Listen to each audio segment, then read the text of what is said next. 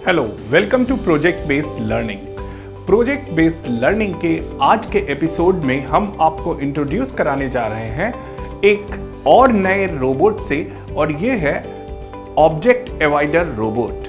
Means wherever there will be any object, it will avoid to move in that particular direction, will move into any other direction. So this will be object avoider robot. To know the detailed description regarding this object avoider robot, now we will move towards our tech buddy who will give the detailed description of object avoider robot. Hello, मैं हूं आपका take बडी और आज इस project based learning में हम robotics की journey में कंटिन्यू करने वाले हैं अपने नेक्स्ट स्टेप की तरफ। मीन्स हम एक अगला रोबोट बनाने जा रहे हैं जो कि है object avoider robot. Means object को अवॉइड करने वाला रोबोट। मतलब क्या है? मतलब यह है कि अगर कोई ऑब्जेक्ट आ गया, अब ऑब्जेक्ट कोई पर्सन भी हो सकता है, कोई व्हीकल भी हो सकता है और कोई वॉल भी हो सकती है। सो किसी भी तरह का कोई भी ऑब्जेक्ट अगर उस रोबोट के सामने आ रहा है तो वो क्या करे? अवॉइड करे और जिस डायरेक्शन में, मतलब जहां पर उसे क्लियर स्पेस मिले उस डायरेक्शन में पर्टिकुलर मूव कर जाए। किस डायरेक्शन में? फॉरवर्ड डायरेक्शन में। तो यहाँ पर हमें ध्यान से समझना है कॉन्सेप्ट को। तो कॉन्सेप्ट कुछ इस तरह से है कि हमें ये देखना है कि हमें लेफ्ट टर्न लेना है कि राइट। अब ध्यान से समझिएगा, जैसे कि हम बात करें क्लॉक की, तो क्लॉक में जो इस टाइप से डायरेक्शन होता है वो कौन सा डायरेक्शन होता है? क्लॉकवाइज।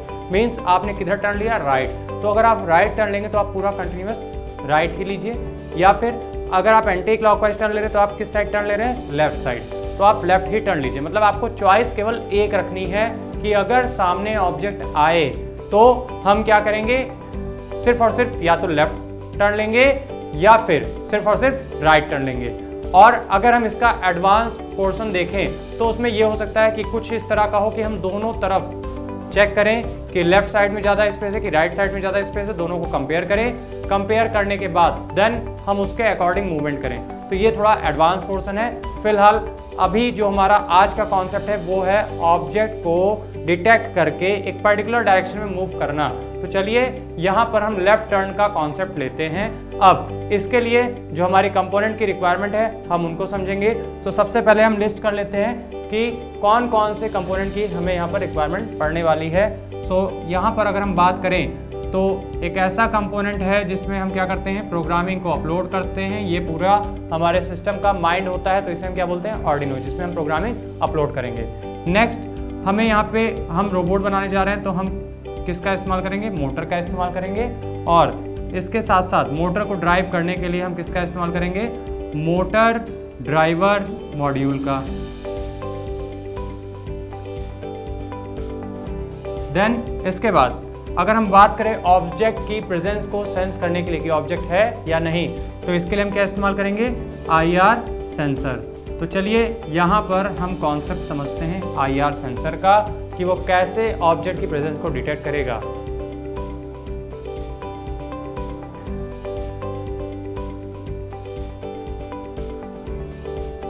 तो हमारे पास क्या है? एक IR सेंसर है।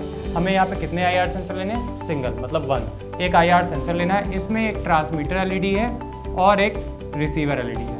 ट्रांसमीटर LED क्या करेगी? रे को ट्रांसमिट करेगी, वो ऑब्जेक्ट से रिफ्लेक्ट होगी तो रिसीव होगी। और जब भी रिसीव होगी तो क्या जनरेट होगा? एक वोल्टेज जनरेट होगा। अब अगर ये वोल्टेज, मतलब जो भी वोल्टेज जनरेट हो रहा है वो वोल्टेज लेस देन है 3.3 वोल्ट से, तो कहने का मतलब क्या हुआ कि हमारे पास कोई ऑब्जेक्ट नहीं है। Means no object. अब अगर जो वोल्टेज है वो ग्रेटर देन और इक्वल टू हुआ 3.3 वोल्ट, सो मतलब क्या है कि यहाँ पर ऑब्जेक्ट प्रेजेंट है। अब ये हमने यहाँ से क्लासिफाई किया, तो यहाँ पे बेसिकली हमने ये लेवल ले रखा है। लेकिन अब इसको हम और क्लासिफाई करते हैं। किस तरह से? मान लीजिए नो ऑब्जेक्ट है, तो इस केस में जो वैल्यू मिलेगी वो क्या मिलेगी? 3.3 वोल्ट से लेस देन। तो डिजिटल पिन के थ्रू जब भी वैल्यू 3.3 वोल्ट से कम होगी तो हमें क्या मिलता है? लॉजिक 0।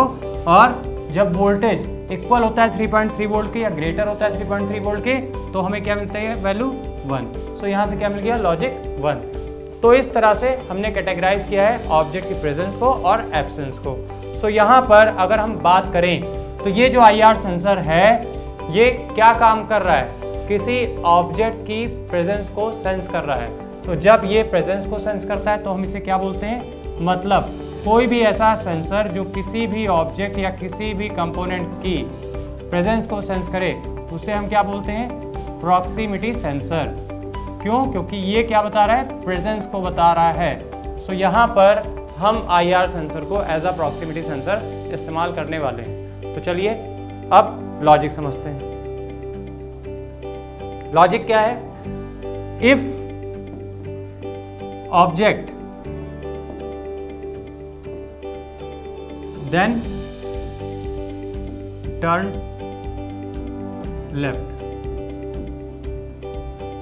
पहली कंडीशन मैंने सेंटेंस की फॉर्म में लिख दी है, if object then turn left. मतलब अगर आपके सामने, मतलब आप ऑब्जेक्ट को सेंस कर रहे हो और अगर आपके सामने कोई ऑब्जेक्ट है तो आप लेफ्ट टर्न ले लो, फिर ऑब्जेक्ट है फिर लेफ्ट टर्न ले लो, और जहां पे क्लियर मिले वहां पे आपको फॉरवर्ड मूव करना है। Next logic, if no object. So अगर कोई ऑब्जेक्ट नहीं है तो आपको क्या करना है, तो आपको मूव करना है फॉरवर्ड। अब ये दो सेंटेंस जो हमने यहाँ पे मेंशन किए हैं इसको हम कन्वर्ट करेंगे किसमें, कंडीशन में। तो कंडीशन में कन्वर्ट करने के लिए ध्यान से समझिए, हमारे पास सेंसर है कौन सा, IR। ये हमें क्या वैल्यू देगा, या तो 0 या तो 1। सो किस केस में ये जो वैल्यू मिलेगी वो हमें मिलेगी डिजिटल के केस में। मतलब अगर हम इसे डिजिटल पिन पे कनेक्ट कर रहे हैं तो सेंसर कितना है, 1। तो हमें एक ही डिजिटल पिन का क्या करना होगा, इनिशियलाइजेशन करना होगा। अब कितने सेंसर है, एक सेंसर और पहला सेंसर है, तो इसको हम नाम क्या दे देंगे, S1। अब ध्यान से समझिएगा, if object then turn left, if S1, अगर S1 वैल्यू क्या देगा आपका 1, मतलब ऑब्जेक्ट है, S1 की पॉसिबिलिटीज कितनी होंगी, 0 और 1, means no object and object. So अगर ऑब्जेक्ट है तो हमें क्या टर्न कराना है, लेफ्ट, और अगर कोई ऑब्जेक्ट नहीं है तो हमें क्या टर्न कराना है, फॉरवर्ड। मतलब टर्न क्या कराना है, मूवमेंट कराना है फॉरवर्ड। सो ये हो गया आउटपुट जो हमें परफॉर्म करना है।